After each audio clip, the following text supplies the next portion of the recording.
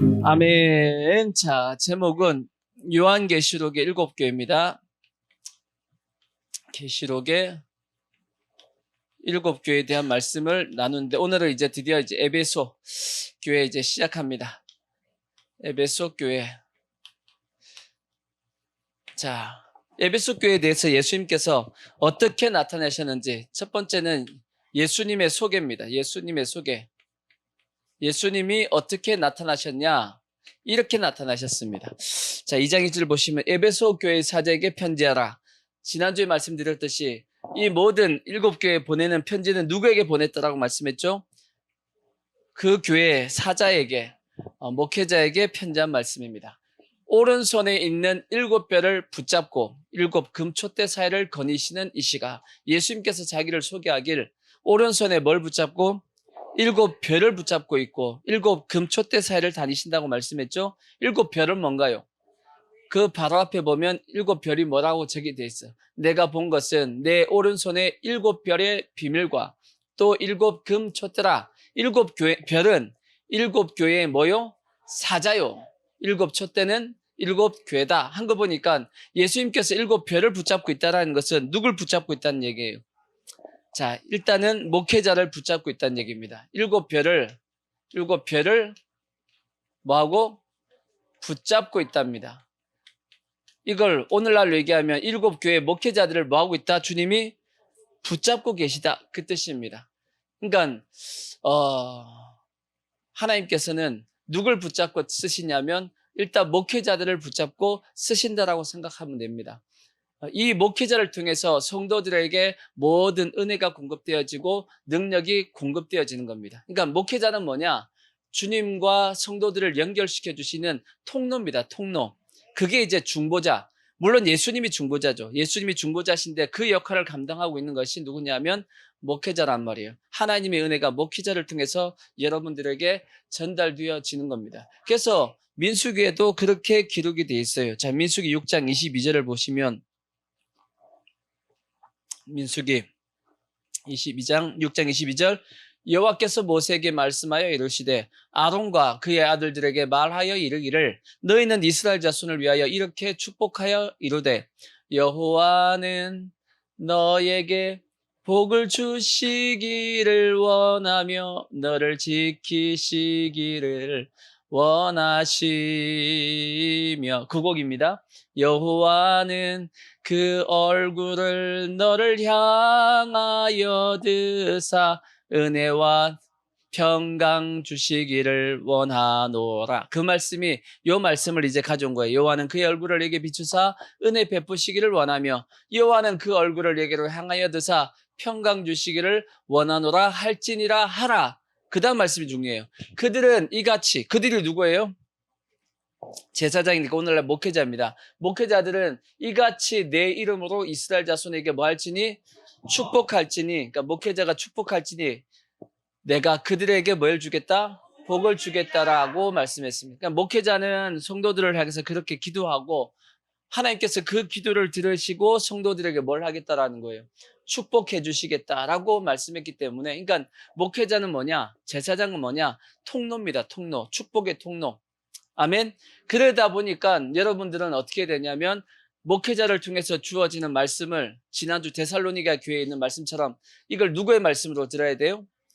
인간의 말씀으로 받지 않고 하나님의 말씀으로 받으니 진실로 그러하다. 그것이 여러분들에게, 믿는 자들에게 하나님께서 역사하신다라고 말씀했다고. 아멘. 그러니까 다르게 얘기하면 목회자와의 관계가 이게 잘 안 맞은, 목회자의 관계가 안 좋은 분들은 반대로 얘기하면 신앙이, 그리고 축복과 은혜가 제대로 전달이 될 수 없다는 뜻입니다. 그러니까 목회자의 관계를 잘 가지셔야 돼요. 근데 문제가 뭐냐? 그래서 이 시험 드는 성도들의 특징이 뭐냐면 꼭 누구한테 시험이 되냐면 목회자에게 시험이 된단 말이에요. 어떤 시험이 되냐? 부흥 강사들이 자주 그렇게 얘기하죠. 섭섭마귀가 된다고. 섭섭마귀. 그러니까 목회자한테 뭔 느낌이 들어요? 목사님한테 섭섭해. 목사님한테 섭섭한 마음이 드시면, 아하, 나한테 누가 찾아왔다? 마귀란 놈이 지금 찾아오고 있구나라고 생각하시면 돼요. 아시겠죠? 목사님한테 섭섭해 요즘. 요즘 왜 섭섭한 거야? 이유가 뭐냐면 예전에는 안 그랬대.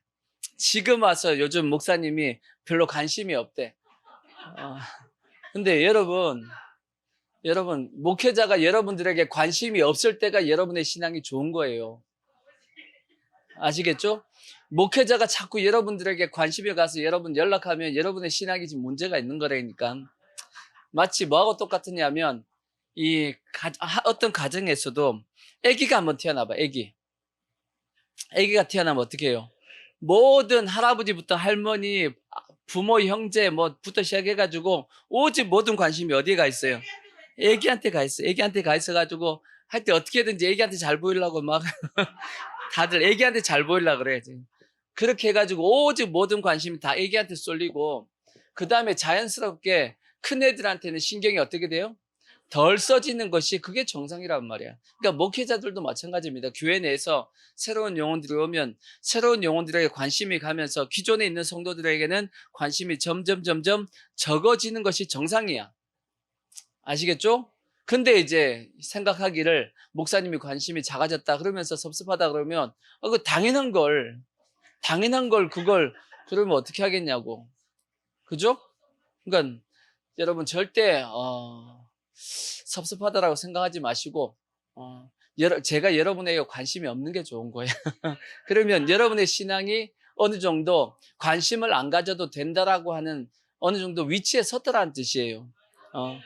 아시겠죠? 그러니까 제가 자주 그런 말씀드리잖아요. 제가 여러분들에게 어떤 이렇게 하라고 권면을 잡고 개인적으로 하면 그거는 최후 통첩이라고 주님이 그 전에 이미 여러분들에게 다 말씀하고 했는데도 불구하고 여러분이 안 들으면 제가 개인적으로 가서 얘기한다고. 그러니까 그 전에 여러분들은 성숙해서 뭐 하셔야 되냐면 하나님이 개인적인 여러분에게 음성을 주신다든지 또한 말씀을 통해서 여러분이 보고 깨닫는다든지 설교를 들으면서 깨달으면서 여러분들이 스스로가 자라가고 있어야 된단 말이에요.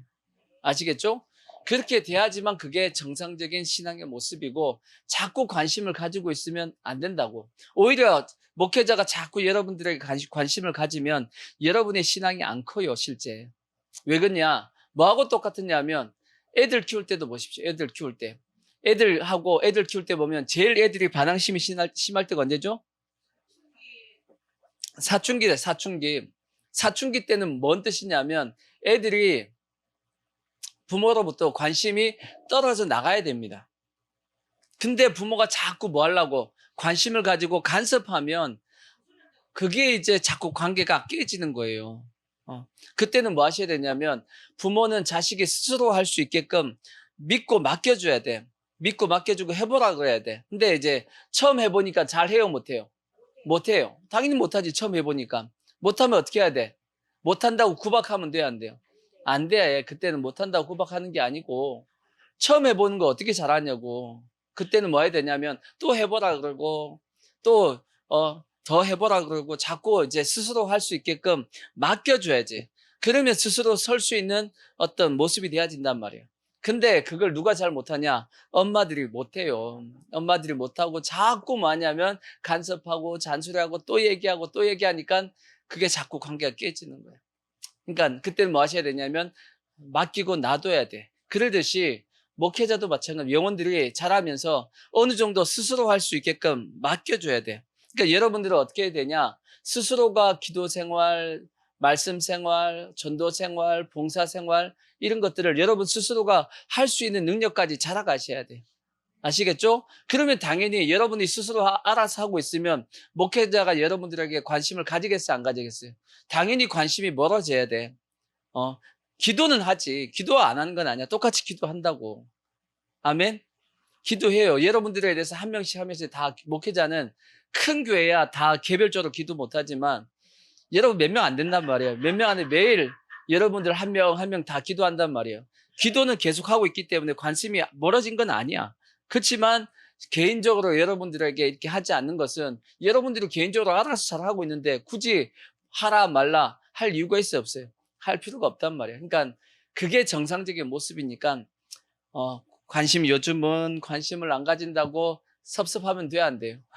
안 되고 오히려 잘하고 있다라고, 아, 목사님이 요즘 연락 안 하는 거 보니까 내가 잘하고 있구만. 이렇게 생각하시면 돼요. 아시겠죠? 그리고 여러분들이 어떤 자세를 가져야 되냐면, 아, 목회자를 통해서 나에게 축복이 전달되는구나 하고, 목회자를 통해서 주어지는 말씀을 데살로니가 교회나 베레아 교회처럼 하나님의 말씀으로 받고 축복을 받을 수 있는 그러한 모습이 꼭 되기를 부탁의 말씀을 드리겠습니다. 아멘. 자, 그 다음에 빨리빨리 가야 돼. 자, 두 번째 또 뭐라고 말씀하냐. 다시 요한계시록 2장 보시면 일곱 어디를 다녀요? 일곱 금초대 사이. 때 사이를 뭐하고 있다? 다닌다. 그러니까 일곱 금초대니까 금초대는 아까 뭐라 그랬어요?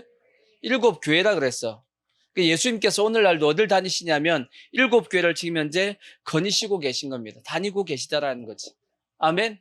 그러니까 일곱 교회를 다닌다는 것은 오늘날로 얘기하면 일곱 교회를 막 다니고 있는데, 성경에 우리가 잘 알다시피 일곱 교회 중에서 큰 교회도 있고 작은 교회도 있고, 그죠? 그 다음에 칭찬 듣는 교회도 있고 책만 듣는 교회도 있고 잘하는 교회도 있고 못하는 교회도 있고 다 그러잖아. 그래 안 그래요? 근데도 불구하고 여기 보면 잘 못하는 교회도 책망받는 교회도 다니고 있다는 뜻이에요. 예수님이. 그러니까 라오디게아 교회나 사대 교회 같은 경우는 칭찬이 없잖아. 책망만 있잖아. 근데 그런 교회도 주님이 뭐하고 계세요? 거니시고 다니시고 계셔. 그 교회도 주님은 여전히 뭐하고 계시냐면 역사하고 계시다는 뜻입니다. 그것은 교회적으로만 그런 것도 아니고 우리 개인도 마찬가지예요. 개인도 마찬가지입니다. 오늘날도 주님이 여러분 10년 가운데 거닐고 계시겠어요? 안 거닐고 계시겠어요? 다 거닐고 계신 겁니다. 그러니까 세상에 잘났든 못났든 능력이 있든 없든 실력이 있든 없든 잘하든 못하든 칭찬 듣든 책만 듣든 그와 상관없이 주님은 지금도 여러분을 다 뭐하고 계시냐면 다니고 계시다라는 거예요. 그러니까 절대 이런 생각하시면 안 돼. 나 같은 사람을 어떻게 주님이 다니시고 계실까? 나 같은 사람이 뭐 하면서 이렇게 자기 자신 스스로를 이렇게 낮추지 마십시오. 아시겠죠? 절대 제가 예전에 이런 말씀을 드렸죠.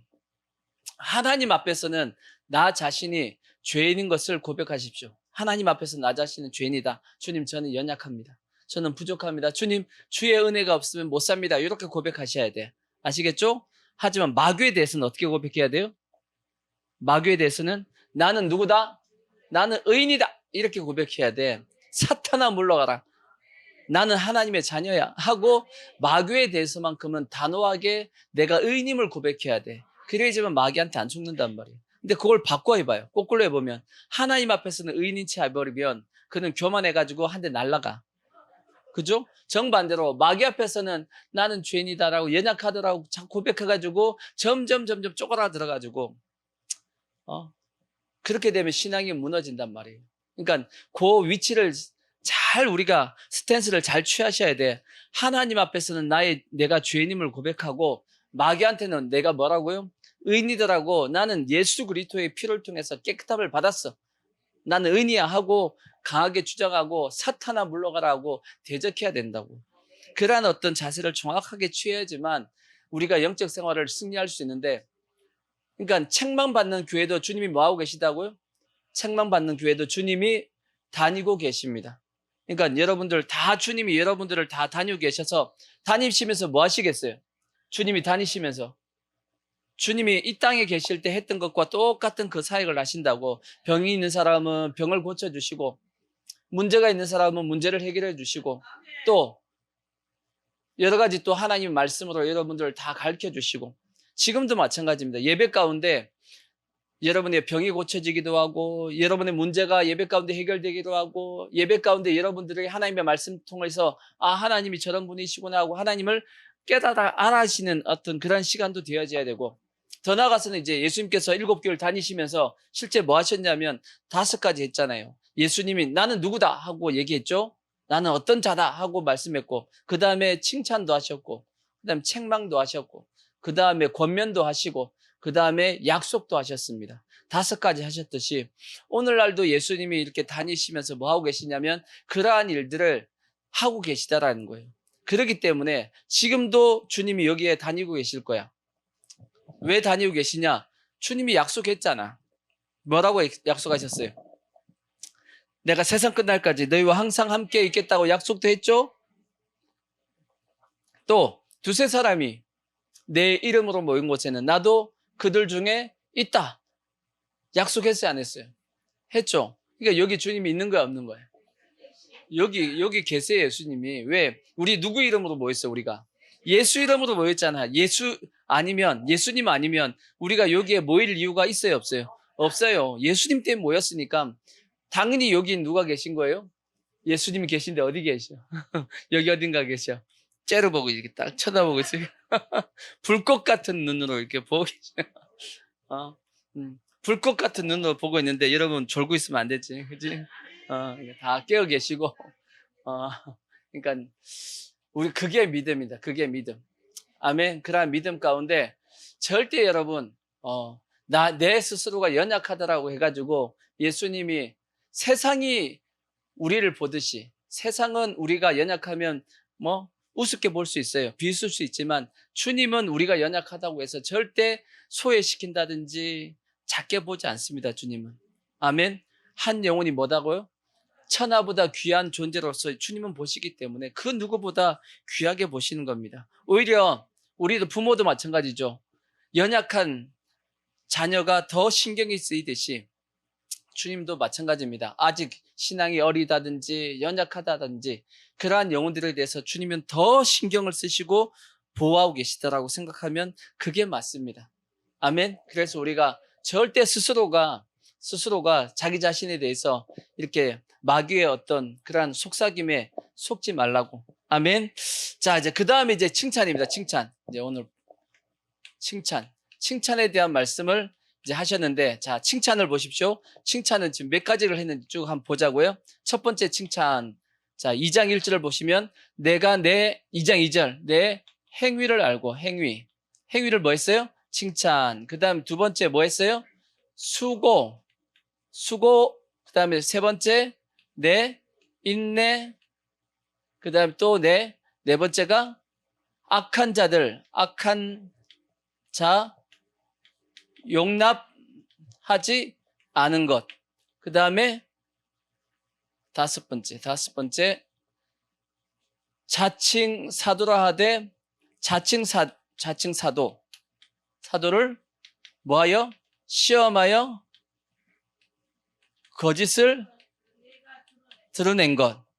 칭찬했습니다. 여섯 번째, 또 내가 또 뭐하고? 참았던 것. 참고. 일곱 번째, 그 다음에 내 이름을 위하여 견디고, 그 다음에 여덟 번째, 게으르지 않았다는 거예요. 게으르지 않았다.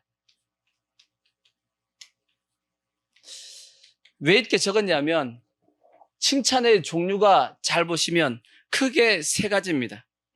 크게 세 종류예요. 칭찬을 어떻게 하셨냐? 자, 첫 번째 칭찬은 뭐였냐면, 첫 번째 칭찬, 행위, 수고, 그 다음에 게으르지 않은 것. 이건 다 공통적으로 뭔 뜻이냐면 열심으로 예수님 믿었다는 얘기예요.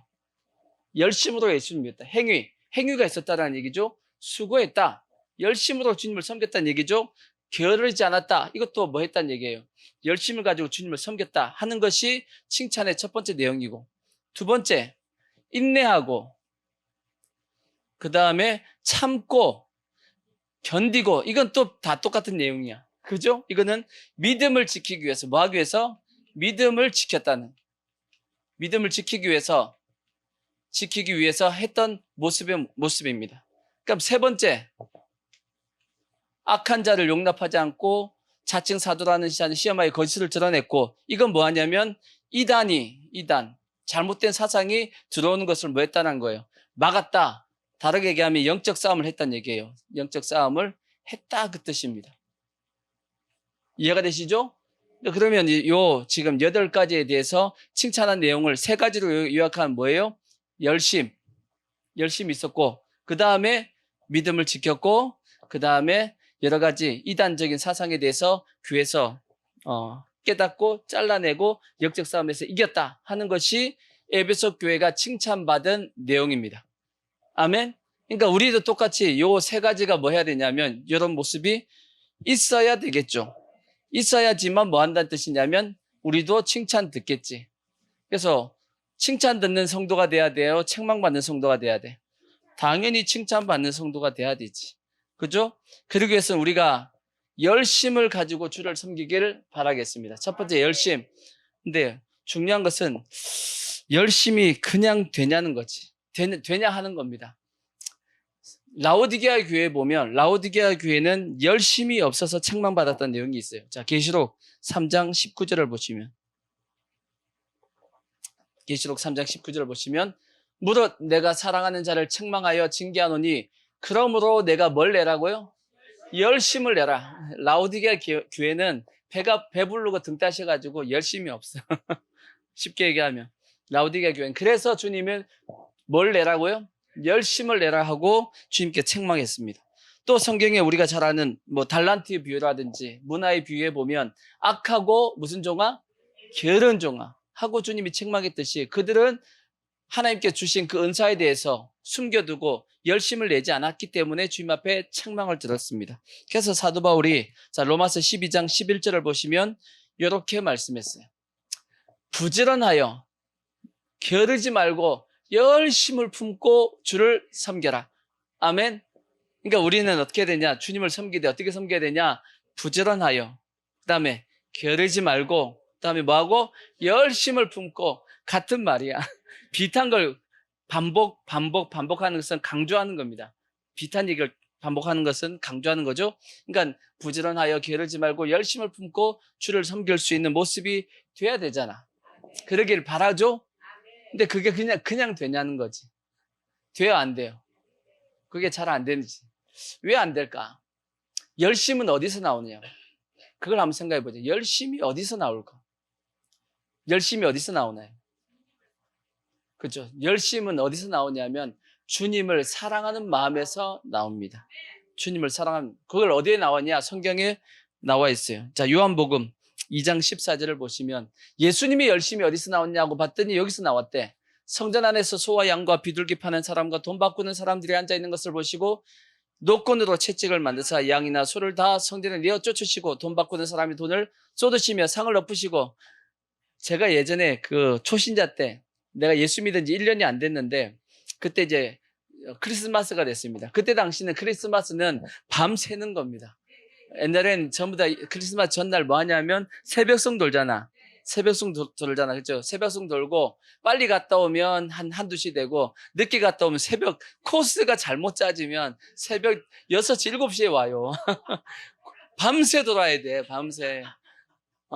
코스가 가까운 데는 한두 시면 되고 제일 편한 데는 차 타고 가는 코스 있어. 외곽을 멀리 이렇게 도는데 거긴 차 타고 다니는데 이거 학생들은 거의 차 타고 다니는 게 아니고 어른들 있는데 좀 연세 드시고 좀 그런 데는 좀 차를 타고 움직이고 학생들은 죄다 다 걷는 거야. 다 걷고 밤새 걸어. 그때는 근데 참 재밌었던 거예요. 가다 보면 다른 교회에서 이제 만나면 메리 크리스마스 하고 막 만나고 그랬다고. 근데 지금은 그러면요, 욕 먹어요. 시끄럽다고. 시끄러워! 그런다, 이제. 시대가 참 악해졌어. 근데 제가 왜 이 말씀 드렸냐면, 그때 이제 1년 안 됐죠. 1년 내가 2월 달에 예수 믿었으니까 12월 달 크리스마스가 됐는데, 이제 새벽송 돌고 와가지고, 이제 교회에서 이제 뭘 틀어줬냐면, 예수님의 이제 생애에 대해서, 누가복음에 대해서 이렇게 예수님의 성화가 나와 있는 게 영화였거든요. 그걸 이제 틀어줬는데, 나 이제 그거 보고 있었지. 이제 밤새 갔다 왔지만, 그때가 은혜 학생 때니까 그나마 체력이 있으니까 갔다 왔어도 영화 이렇게 보고 있는데, 갑자기 예수님이 어디 들어가더니, 난 그거 모르니까, 어디 들어가더니 막 뒤엎고 막 난리를 피는 거야. 나는 시험이 들었어. 예수님이 왜 저러나? 초신자니까 아무것도 모르니까 예수님이 왜 화가 나셔가지고 저렇게 뒤엎고 왜 저러시나? 나중에 알고 보니까 이 말씀이야. 예수님께서 화가 나셨는데 왜 화가 나셨냐? 하나님의 그 성전을 강도의 소굴로 만들어가지고 예수님께 화가 나셨는데 나는 새신자 때 그거 몰라가지고 와, 예수님이 왜 화가 나셨지? 근데 그게 기억이 나. 요 말씀 읽으면 항상 그게 기억이 나요. 자, 그래서 16절 비둘기 파는 사람들에게 이르시되 이것을 여기서 가져가라. 내 아버지 집으로 장사하는 집을 만들지 말라 하시니 제자들이 어떤 걸 생각했다는 얘기가 성경의 말씀에 주의 전을 뭐하는 것이 사모하는 열심이 나를 삼키리라 한 것을 기억하더라. 하나님에 대한 열심이 어디서 나왔다라는 거예요? 하나님의 전을 사모하는 마음에서 나왔다라는 거예요. 그 사모하는 마음, 예수님을 사랑하는 그 마음, 하나님을 사랑하는 그 마음에서 뭐가 나온다고요? 열심이 나온다는 거예요. 열심은 어디서 나온다? 사모, 사랑에서 나온다. 사랑에서. 그러니까 우리가 열심이 없는 이유는 뭐 때문이냐면 사랑하지 않기 때문에.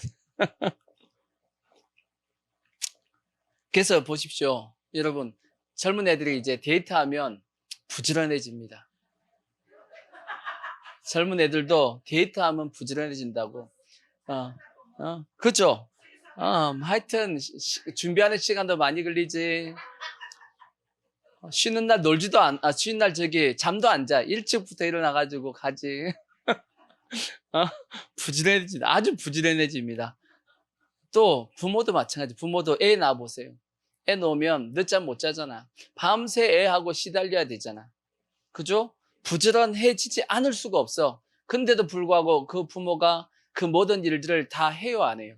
한다면 무조건 합니다. 왜? 그 아이를 많으니까 사랑하기 때문에. 그러니까 사랑하면 뭐 할 수밖에 없냐면 부지런해질 수밖에 없고 열심을 낼 수밖에 없듯이 동일하게 예수님을 사랑하게 되면 열심히 나올 수밖에 없습니다.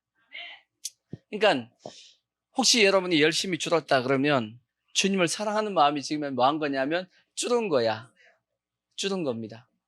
그렇게 자기 자신을 체크하시고 그러면 또 한 가지 생각해 보셔야 돼요. 사랑은 그럼 어디서 나와요? 사랑은 어디서 나올까? 어떻게 할 때 여러분 그러면 사랑이 확 이렇게 들어오나요? 성경에서는 사랑이 여러분 물론 여러 가지 어떤 모습에서 사랑이 나올 수 있죠. 남자가 여자에게 이렇게 반지를 이렇게 큰 거 하나 이렇게 다이아 같은 큰 거 붙은 거 주면 사랑이 막 생긴 뭐 그럴 수도 있겠지만 성경에서는 그걸 사랑 그런 거 말고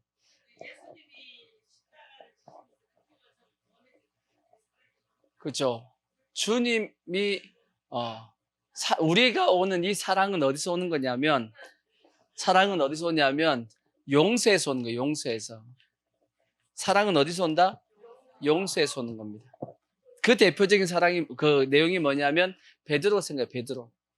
베드로가 예수님을 3번 부인했잖아. 그죠? 3번 부인해가지고 예수님이 부활했음에도 불구하고 베드로가 이 부활한 예수님의 그 장면들을 보면 예전 같으면 베드로가 어떻게 했겠어요? 부활하신 예수님을 봤으면 예수님을 붙잡고 막 난리를 쳤을 거야.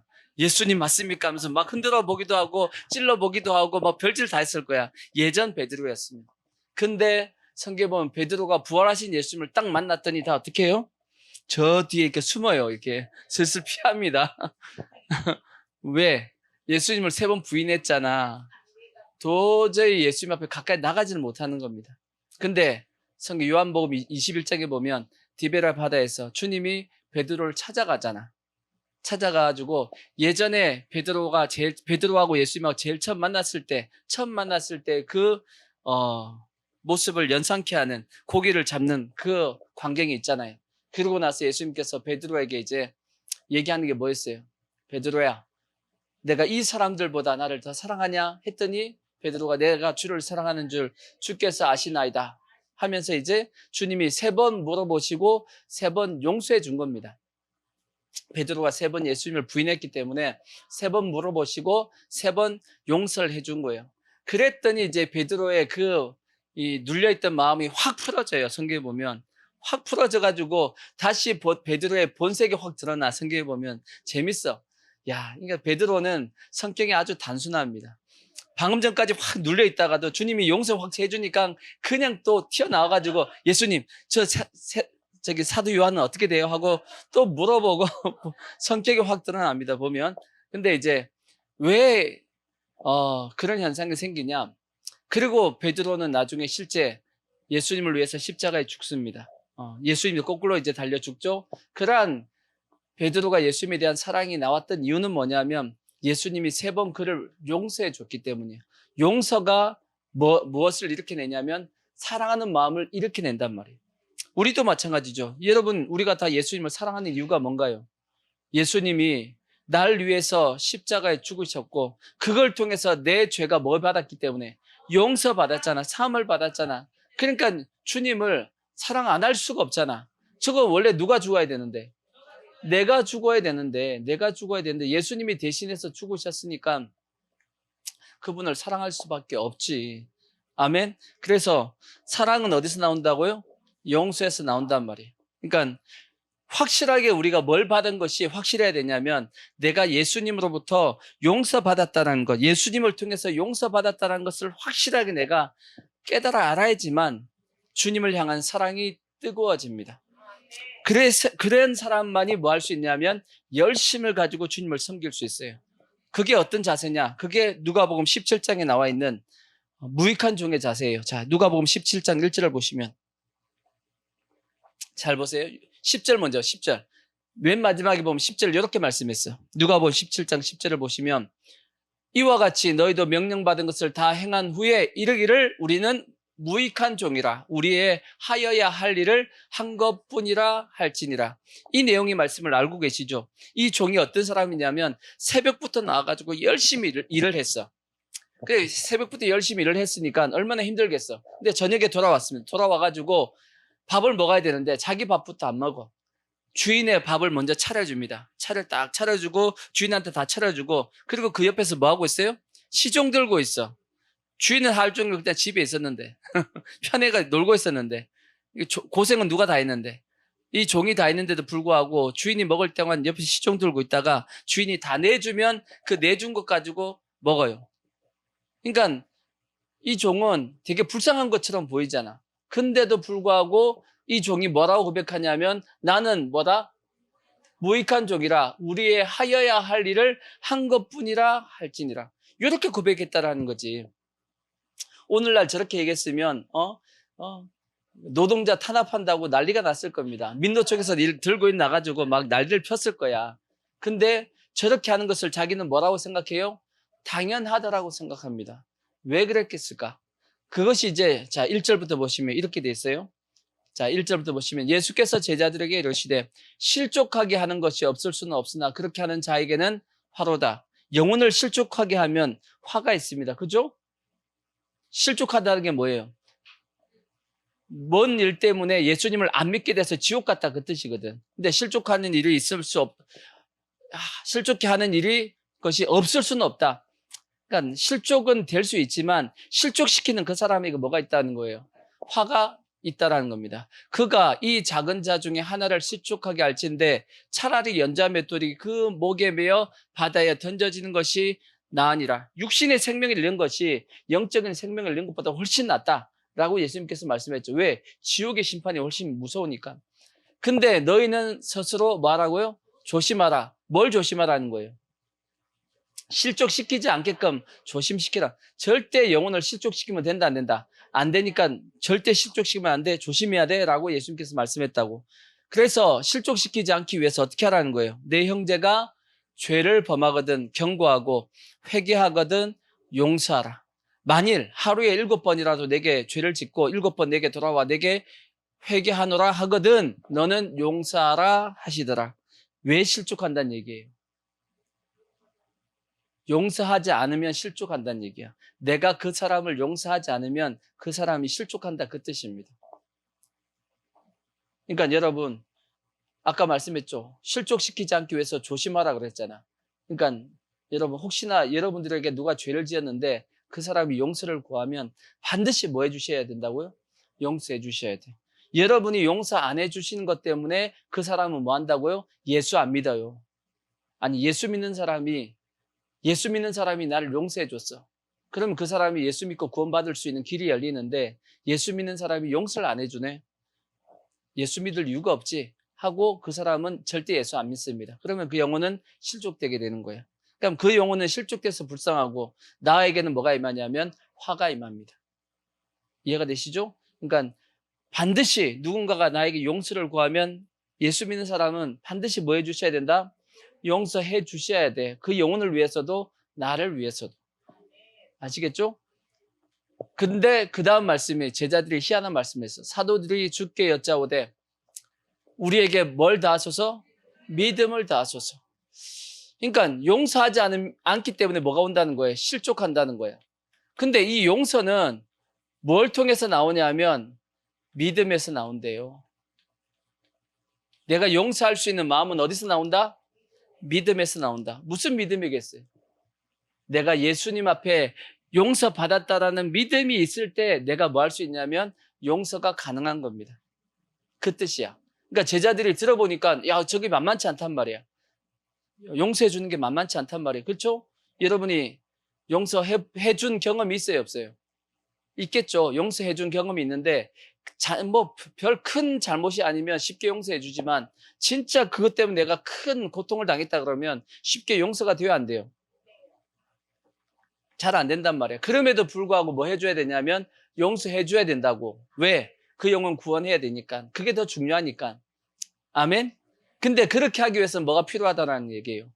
나의 믿음이 필요하다는 거야. 어떤 믿음이냐면 내가 예수님으로부터 용서받은 믿음이 확실해야지만 그런 자들까지도 뭐 할 수 있냐면 용서해야지 라고 할 수 있다는 거야. 그래서 제자들이 예수님에게 뭘 더해달라고요? 우리에게 믿음을 더해달라고 얘기했단 말이에요. 그랬더니 주님께서 뭐라고 했냐면 너희에게 겨자씨 하나일 만한 믿음이 있었더라면 이 뽕나무들어 뿌리가 뽑혀 바다에 심겨라 하였을 것이요 그것이 너에게 순종하였으리라.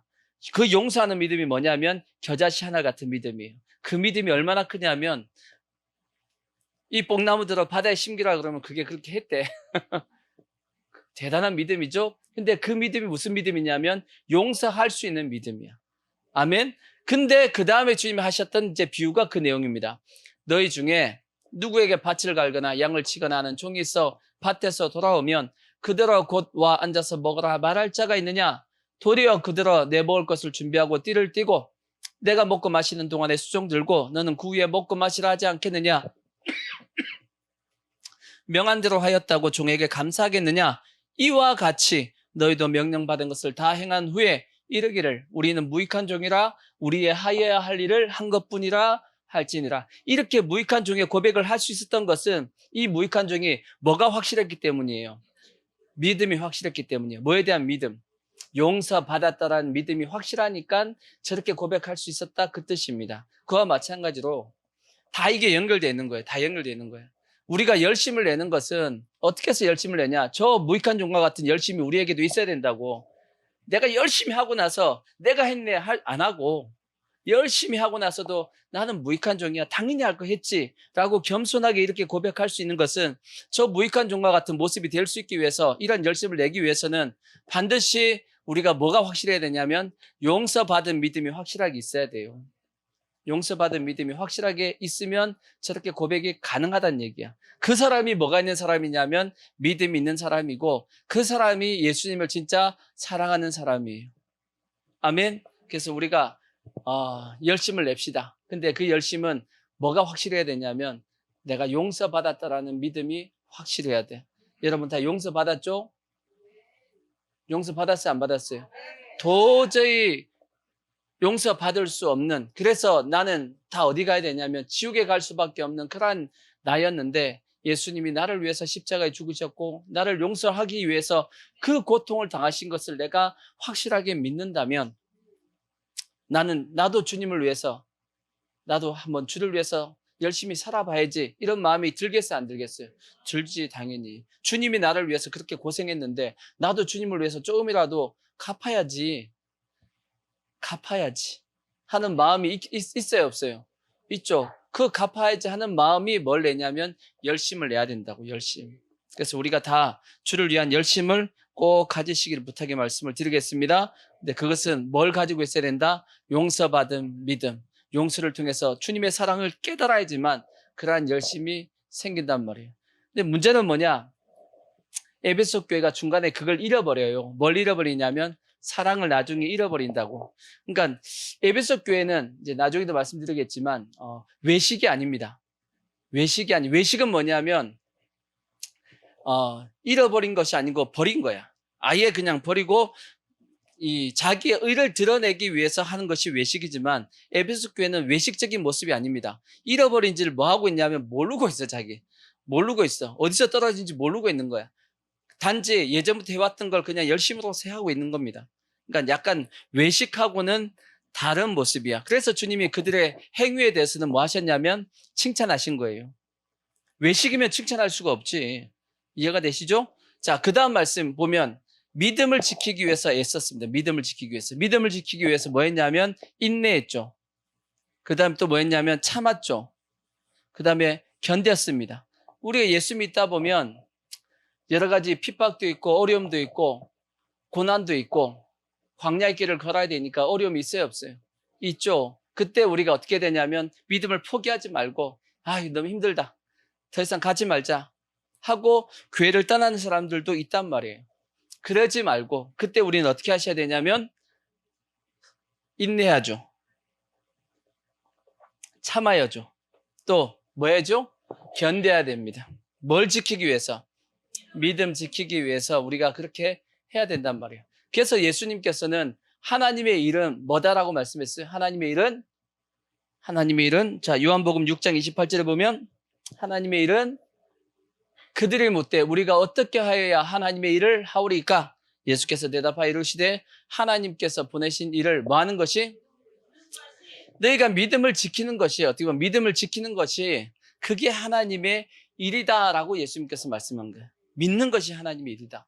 그래서 우리가 믿음이라는 것은 뭔가를 내가 이루어내는 게 아니에요. 실제는 내가 뭔가 이루어내는 것이 아니고 주님께서 이미 다 이루어 놓으신 것을 받아들이는 것을 그게 하나님의 일이야.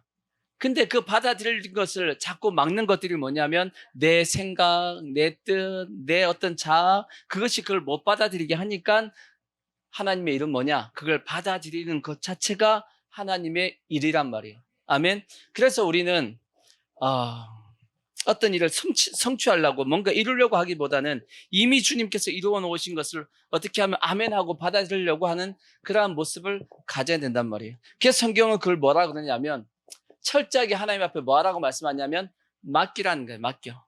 이미 하나님께 다 이루어 놓으셨으니까 다 하나님께서 알아서 할 테니까 맡기라 하고 우리에게 말씀하고 있는데 문제는 뭐냐면 우리가 믿음이 없어가지고 잘 못 맡긴다라는 거죠. 자, 성경에 한번 보시면 맡기라는 말씀이 어딨냐? 자, 시편 37편 5절을 한번 보십시오.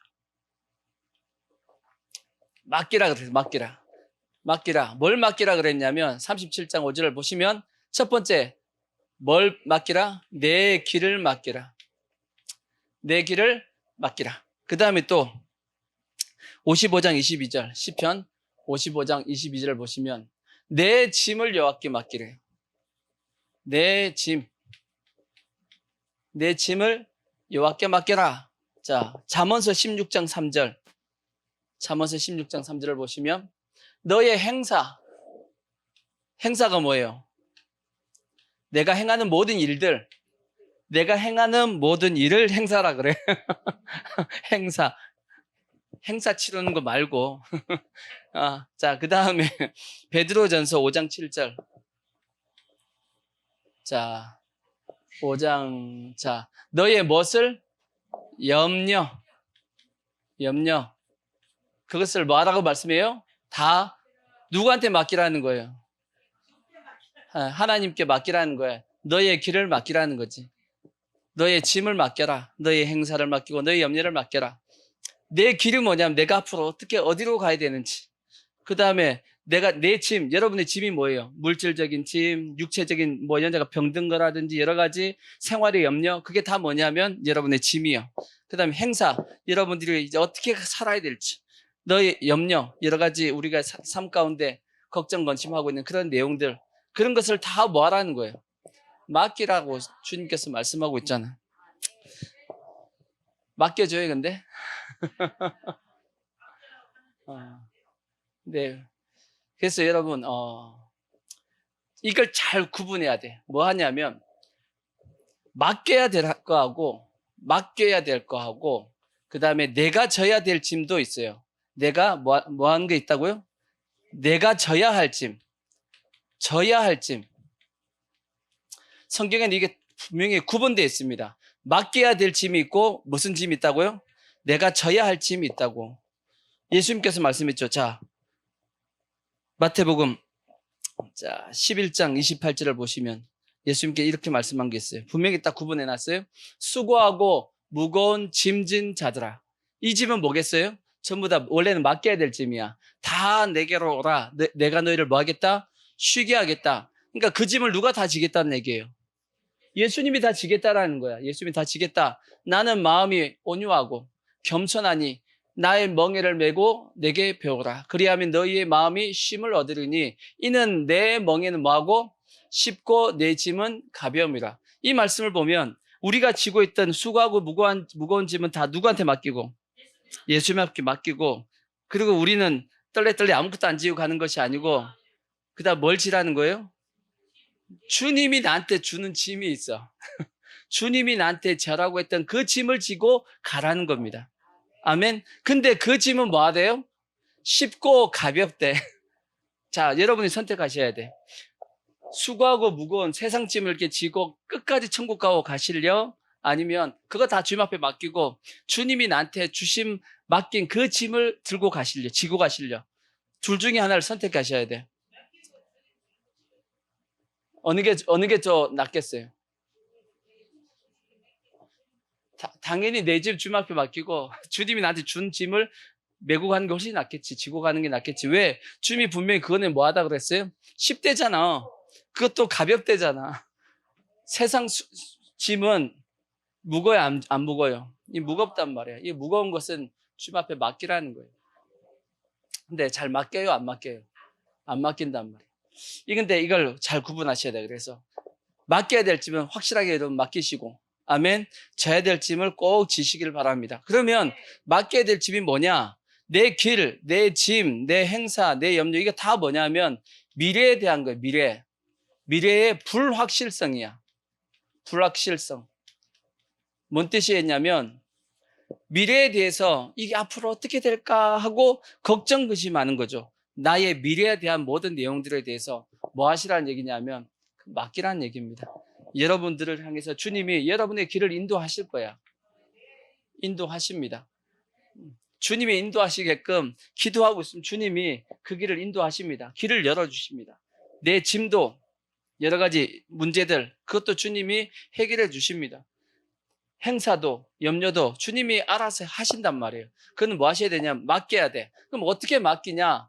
그 맡기는 방법은 뭐냐면 로마서 8장 28절이에요. 이렇게 생각하고 맡겨야 돼. 이런 믿음을 가지고 우리가 알거니와 하나님을 사랑하는 자 곧 그의 뜻대로 부르심을 입은 자들에게는 모든 것이 뭘 이룬다? 이걸 믿으셔야 돼. 모든 것을 합력해서 뭐 한다? 해서 선을 이룬다는 걸 믿어야 돼. 여러 가지 내 삶 가운데 길이 험한 것 같기도 하고 내가 지고 있는 짐이 무거운 것 같기도 하고 여러 가지 지금 염려 걱정이 많단 말이에요. 이걸 다 맡기면 주님 이거 안 되는 것 같은데요. 어려운 것 같은데요. 지금 내가 보기에는 안 되는 것 같고 어려운 것 같고 힘든 것 같지만 다 주님이 나중에 어떻게 만들어 주신다고? 선으로 만들어 주시겠다고. 그 주님이 약속하신 거야.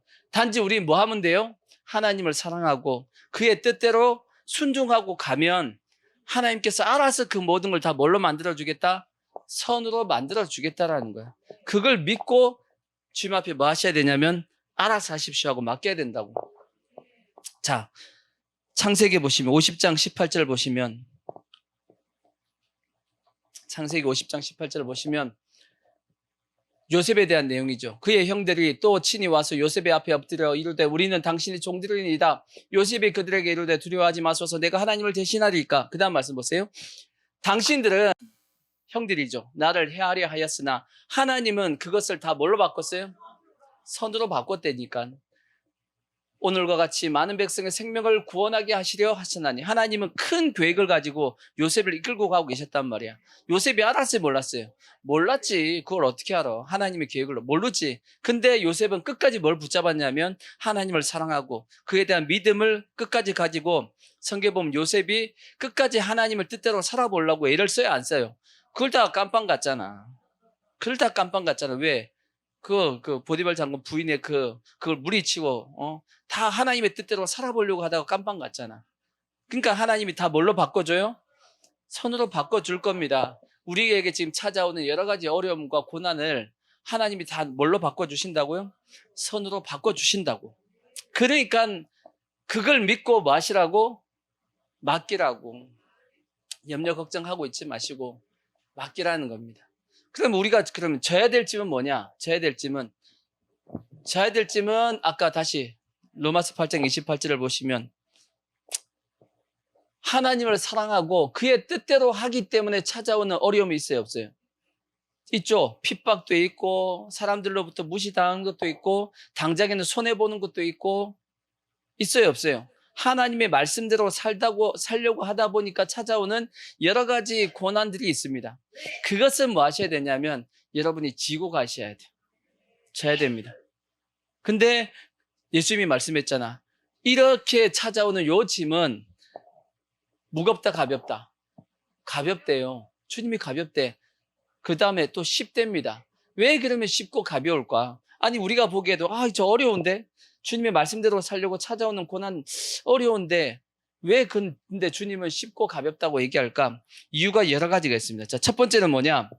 자, 요한복음 16장 33절을 보시면 잘 보세요. 왜 쉽고 가벼우냐?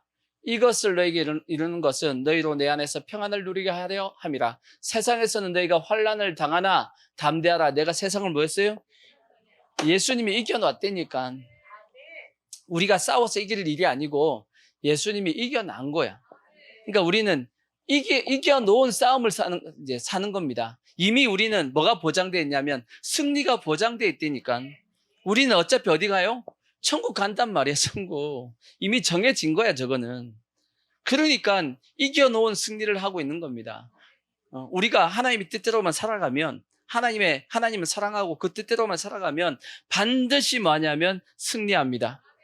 근데 반드시 승리하는 것이 우리가 찬송 부르듯이 최후 승리를 얻기까지 최후 승리야.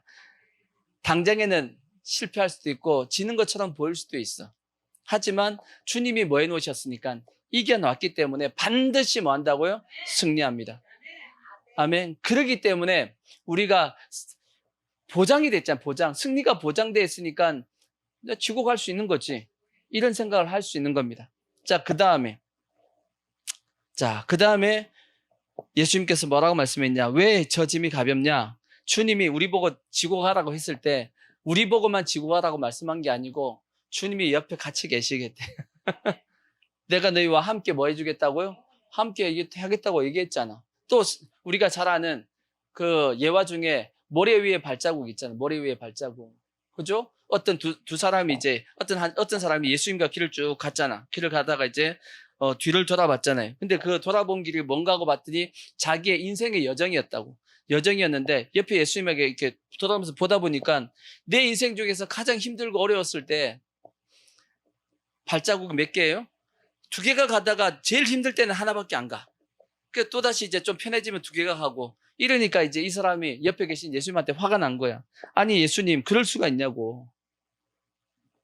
힘들고 어려울 때는 더 옆에 있어주고 해야 되지 않겠냐고 하고 따졌더니 예수님께서 뭐라고 말씀했어요? 발 사이즈를 보라 그래요. 발 사이즈를. 저게 너 발 사이즈냐 내 발 사이즈냐. 내 발 사이즈야 내 발 사이즈. 너가 하도 힘들어 하길래 내가 너를 업고 갔다고. 예수님께서 그렇게 말씀했다. 예화를 그렇게 하셨는데 그죠? 우리가 힘들고 어렵다 할지라도 주님께서 함께 해주시잖아.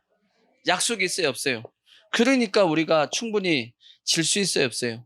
질 수 있다라는 거지. 그 다음에 또 우리가 예수님을 사랑하고 그 뜻대로 행한 것에 대해서는 나중에 다 뭘 받아요? 보상이 있잖아. 보상.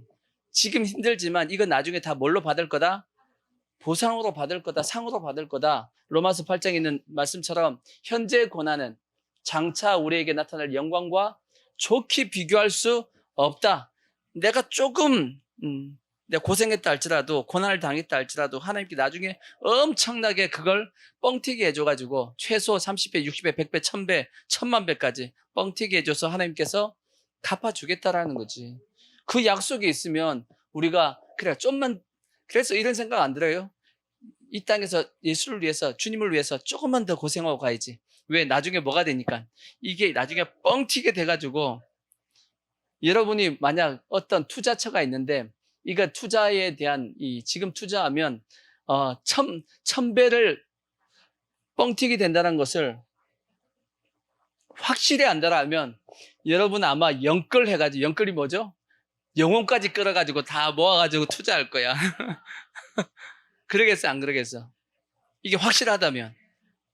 그걸 영끌족이라, 영끌족.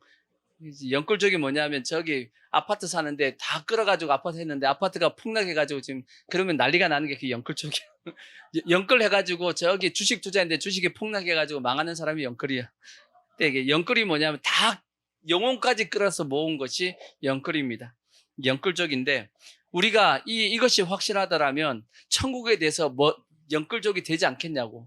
다 끌고 모아가지고 천국에다가 투자하지 않겠냐고. 나중에 뭘로 주시는데 최소한 30배, 60배, 100배 주님께서 1000배, 1000만배까지 갚아주신다는 걸 안다면 그러지 않겠냐는 거지. 그러니까 충분히 뭐 할 수 있어요?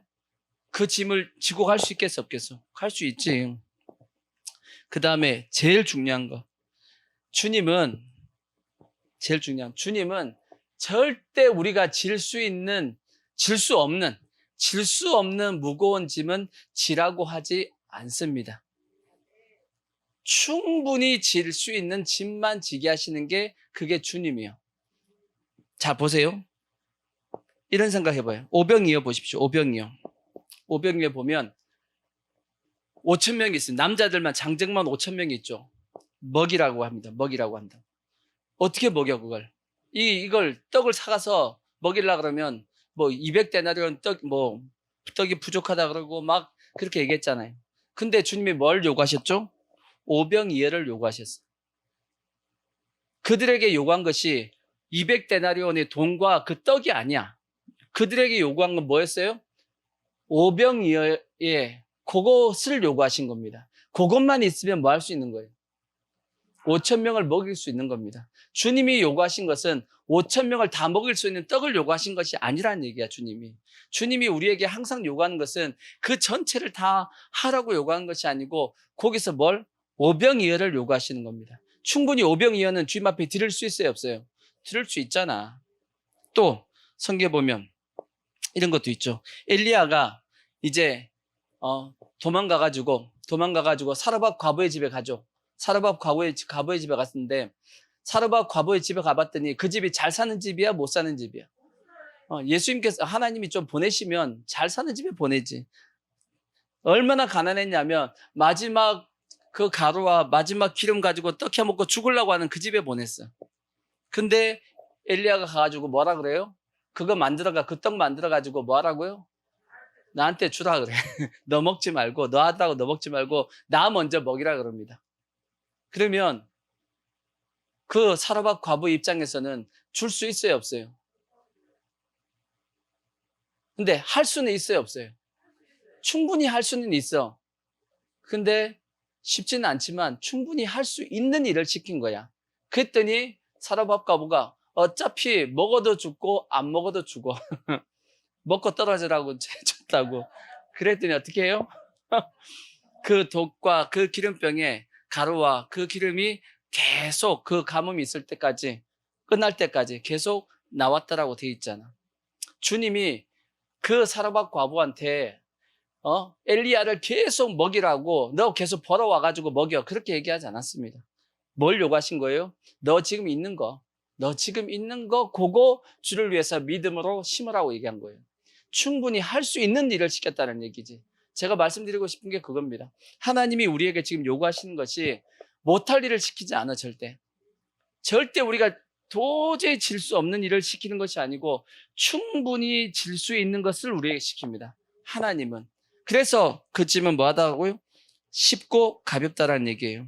베드로도 마찬가지죠. 베드로가 그물이 찢어질 만큼 잡았을 때 예수님께서 요구하신 건 그겁니다. 이제 그물 밤새 잡았는데 도저히 이제 오늘 한 마리도 못 잡았다고 그냥 접자 하는데 주님이 뭐라 그래요? 다시 한번 저기 깊은 곳에 가서 그물을 던지라고 얘기합니다.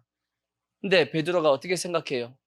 어차피 뭐 고생했는데 주의 말씀이 있으니까 말씀대로 제가 순종하겠습니다 하고 던진 거 아니에요. 그죠? 그러듯이 못할 일을 시킨 건 아니야.